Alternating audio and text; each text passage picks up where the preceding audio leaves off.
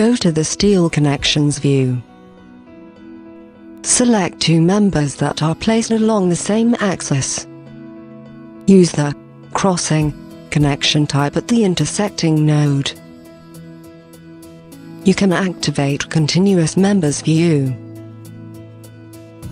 Even copy the connection type.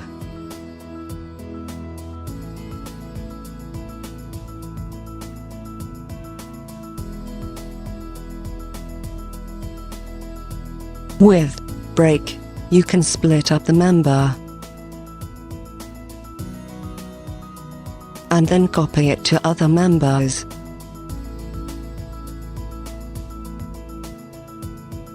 Insert a splice plate connection type.